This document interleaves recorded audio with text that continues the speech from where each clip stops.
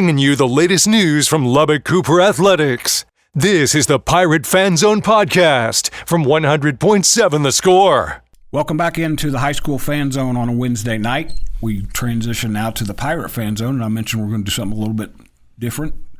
Chip Darden is not here. Chip's preparing his football team to take on Plainview in the District 2-5A Division II opener tomorrow night. They're at home. That game will be right here on 100.7 The Score.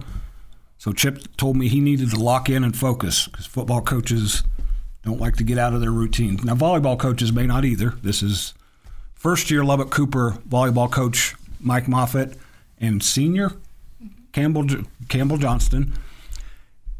I appreciate him coming in because not only was this a good week to let Chip step back, it's a fairly big week for you and your girls, Mike. And our last guest here even knew about it. That's a friendship football player knew that Friday night you guys go up the road, take on Amarillo High, which, if folks don't know, Mike Moffitt was the Amarillo High coach for how long? 5 years. 5 years. And we talked about this summer. Tradition-wise, there's not many programs that have a stronger tradition in this part of the state than Amarillo High. Lubbock Cooper's nipping at their heels has actually. You may reach over here and punch me. You're good. You can't punch me now because you're on the other side. Lubbock Cooper beat Amarillo High the last 2 years to advance to the regional tournament. So this has become a nice, feisty little matchup every year. Now you're on the other side. Is there any different emotions for you this week, or you knew this was coming? It's like on what's his name on the movie. It's inevitable. You knew it was inevitable. Sure. Has it been a little bit different for you this week? It's really just been we've had the back end of our district. We'll be right back after the break on 100.7 FM. And so we go. What was clear? We'll be right back after the break on 100.7 FM. To end our first round of the district. And so that makes it pretty tough. And so we focus on that a little bit tonight. So the tougher teams. You remember what I said to Coach about those tougher teams backloaded. We lost at Tascosa.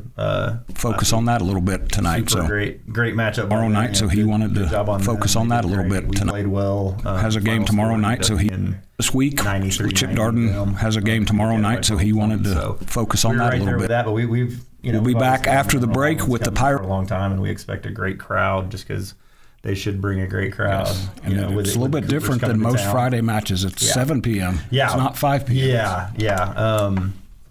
Haley has been the head coach at Randall for the last few years, and we get along great. She's fantastic, and she stepped over to Amarillo High, and we agreed that'd probably be best. Let's try to get a giant crowd and make it a big event, and so we're excited to do that coming Friday. Again, speaks volumes of that tradition and what they do because their football team is going to be here in town, right, playing against Monterey at Lowry Field. Mm-hmm. So that tells you that they know. It'll still be full up there. So Kambel, you tell me the kind of the same thing I just asked Coach. Have you seen any difference in him, or has he been the same guy you've gotten used to these last several months? Do you see the same guy, or do you sense that this is a big week for him? I definitely think it's a big week. And it's a big week for you guys, too. Yes, especially. I'm very excited.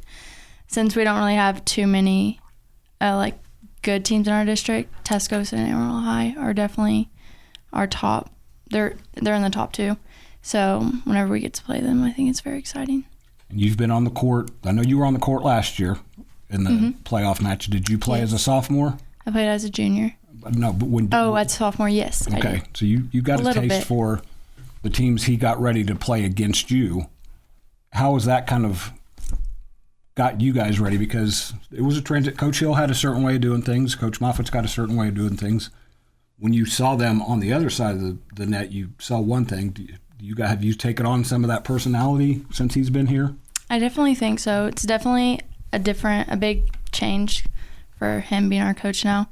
He has a lot of volleyball knowledge, and I've learned, and I think everyone's learned a lot of new things from him, and I definitely think that it's helped us a lot in our own game. Watching him the few times I've been out, he has fun, too. Mm-hmm. He does. He's not just over there observing, and I noticed that. I may have told you this summer, Mike. It may have been the last 2 years in the what round would that be? The regional round before the regional tournament. Mm-hmm. Watching you coach, I enjoyed watching you coach because you enjoy it. Yeah. It's a blast. There's all coaches enjoy it, but you don't hide it. No, I mean that's the thing, and the kids are usually going to feed off of your energy, positive or negative, and I want them to be fun. Like, it is okay to be fun. Like, we talked about that again today. Like, the words play. Like, we need to play more. Like, it's not work. It's fun. No, so enjoy, make it fun, enjoy it, find the joy in it, and make it the best part of your day. And we've done that. We've looked phenomenal in practice lately. So that part's been great, and they're really taking it to heart and playing fun and playing for each other. So it's been great to see. Because the match I did the last time I saw you guys was against Friendship. Mm-hmm. And they had you. I mean, they were beating you. And you told me afterwards what you told them between sets was just relax and have fun. And go play. A lot of time, you've done this long enough. Sometimes coaches will say stuff to you in the post game, and you'll be like, okay. But you said that, and I was like, I believe him. And you can tell the difference. And for us, it's trying to be loose and aggressive. And that's one of the things Kambel's done so well at. And one of the big challenges for me, just with this kid, I mean, she's got 325 kills for us right now for this season alone. But one of the biggest things I've tried to help her with is shot selection. And sometimes when we're not getting a perfect play, we're just going to put it in the court and it's fine, right? Because when it's on and we're in system and we're setting well, dude, like, nobody can stop her. Like, she's fantastic. But we don't always have to swing for the fences every single time. And she's taken that to heart. But when things are in system, man, just go have fun. Go play. Go do what the ball tells you to do and have a great time.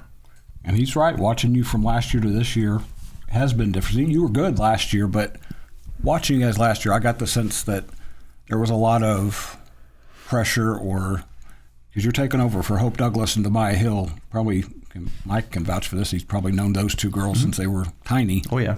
Those were two of the best players to come through Lubbock in a long time. And all of a sudden, I got to go fill those shoes. So we'll talk more about the Lady Pirates, what they've done, what they've got ahead, including Friday night at Amarillo High. This is Randy Rosetta on 100.7 The Score. This is the Pirate Fan Zone. Breaking down Lubbock Cooper sports. This is the Pirate Fan Zone podcast from 100.7 The Score. Welcome back to the Pirate Fan Zone on 100.7 The Score. I'm Randy Rosetta. I'm joined this week by LCP volleyball coach Mike Moffitt and senior Kambel Johnston. I've got to get my volleyball stuff up here. If I'm going to have my laptop in front of me, I need to make it useful because I want to check. You guys are 22 and 10. 22 and 10. Yeah. Liberty's got they've taken the lead in wins for city teams right now. I know that's not a contentious thing for you because we've talked about this and we talked about it with Candy the other night. All you volleyball coaches know each other. You've coached each other's kids and coached each other. For sure. Of the coaches in town, which ones do you know other than Coach Moffitt? Coach Candy and the Friendship coach. Okay. That's all. And the Liberty, obviously. Yeah. I meant she probably coached you when you were little bitty. Mm-hmm.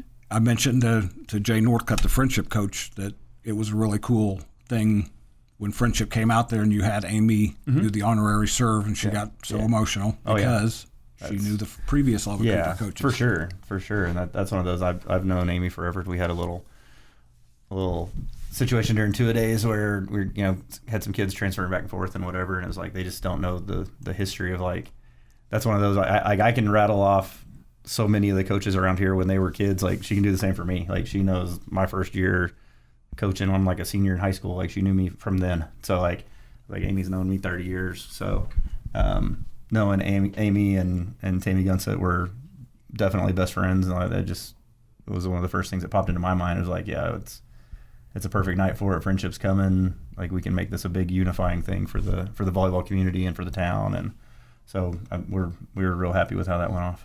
I'm going to make Coach blush here. Oh no! So when he got here, he's like the godfather of volleyball coaches in Lubbock, and what he was just talking about, how it's I want to make sure volleyball coaches have gotten along here since I've had my site. It's not been but when Coach got here, you could kind of tell it kind of pulled together. Yes. Did you see that in the summer as well? Yes, I did. And not again. Dana Hill was a good friend of mine. Carly was a good friend of mine. But it seems like you guys have there's been that same thing with your program too. Is that fair to say that you guys have gotten even a little bit tighter since definitely. Coach got here? Yes, definitely. And how is that shown on the court? Us as a team, we all love each other. You need to love each other, especially on the court. We definitely haven't. We've played to our full potential in a few games, but I don't think we have consistently, which is okay. But we're definitely working on that. And all that matters is that we play for each other, not individually. And to be fair, Mike, it's not always been smooth sailing. You guys have had some ups and downs, not too many downs, but you found it here recently. When you've how have you seen this team start to grow and get to where you are now? Well, and it's the amount of hours that you're putting in, and it's kind of cumulative as the season goes along. So, I've seen this much growth in Kambel as far as her hitting percentage and being a little bit safer with the ball when she doesn't get upset that she loves and stuff like that. And I could go down the list of everybody on the roster of how they've stepped up and the different things they've improved on. And that's one of the big things for them is most days they get to come in and either they'll see what their individual focus is for that day. It's like a little mini goal for themselves, or they'll get to pick it. Like today, they all got to pick their own. Here's what it is. We did a little video time and that kind of stuff. And so they're always trying to get better. And so we've had players do reading assignments and present to each other and stuff like that. And one of them was growth mindset. And it's just the kids trying to be a little bit better than they were yesterday. Whatever the outcome is, like I said, other than the Tascosa loss, it's been a while since we've lost a match, but also even in that match, there were a lot of positive things coming out of it. You lose by 3. Tascosa's very, very good. Yeah. We're good. Amarillo High's good. So to come out of that on the road, there's other circumstances at play. You lose by 3, you come back, you're like, all right, let's regroup. Here we go. It's big for these kids to come back and have great attitudes, and we had another great practice again today, and it's exciting to see, and it's exciting to see them embrace each other and be really good teammates to each other. And they've got their team dinners, and they've got all that kind of stuff where they're working together. They're hanging out. Had middle school night this week, and we got to meet a bunch of those middle school kids, the ones that they don't already know. And so it's just they're doing a great job. And that's a huge deal to those young ones when they see. I'm guessing I may have seen you at one of those things several years ago when you were still in middle school. I was there. I remember bet you were. We're going to talk a little bit more about your district. We've talked about that before, Mike.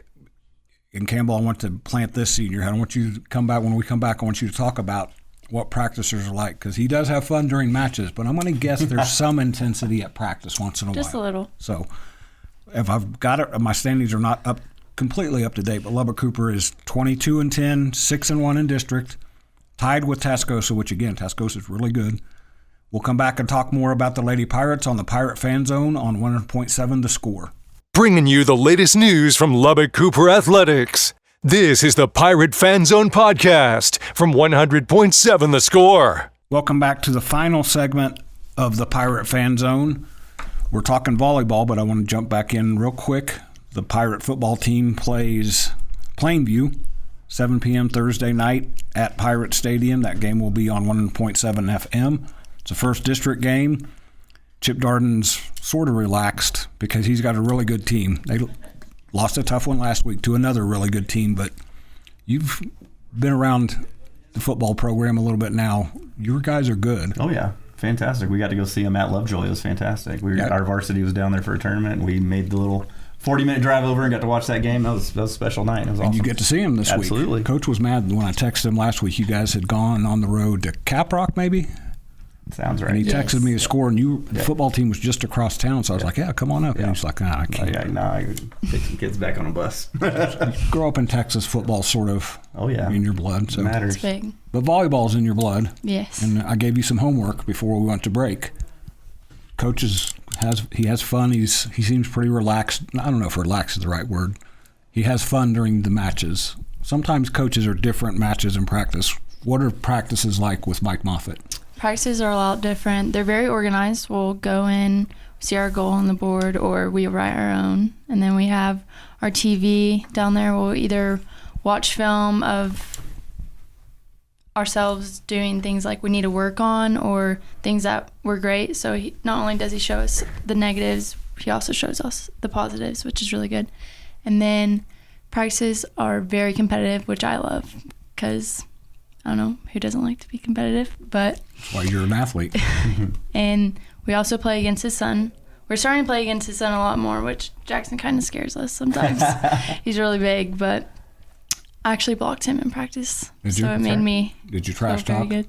Yes, there could be some playoff opponents that are in that neighborhood of athleticism. Definitely. So it's getting ready to see some of those people if we're fortunate enough to go third round, fourth round again. Now wait, Jackson's a senior, right? Jackson's a senior, yes sir. And there's another Moffitt on the team. What happens if she blocks a shot or she gets the best of him? There's been some of that recently there too. has Like been. she's a lot more likely to ace him, and there's definitely some trash talk when that happens, right, Cam?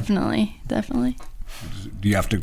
I asked Dana this for 2 years when the first year when Debaya was there. Do you ever have to switch quickly from coach mode to dad mode? Not really. It's one of those things. I've had enough practice with it. Like you can only be one of two ways, and either you're way too nice to your kids or you're way too hard on them. I'm just way too hard on mine in general, and we just keep it moving that way. So that's easy. And then I'm pretty good about once we're in the car and done. I got that from Coach Wagner over at Estacado. Like once you drive past the church next to the school, you're done and you can't talk about that sport anymore. So do you know Brad Crow at Lubbock Christian? Oh, yeah, for sure. A long time ago, I did a story about him coaching his two daughters at the same time, and much like my daughters and a lot of families, his two daughters are very different. Oh, yeah.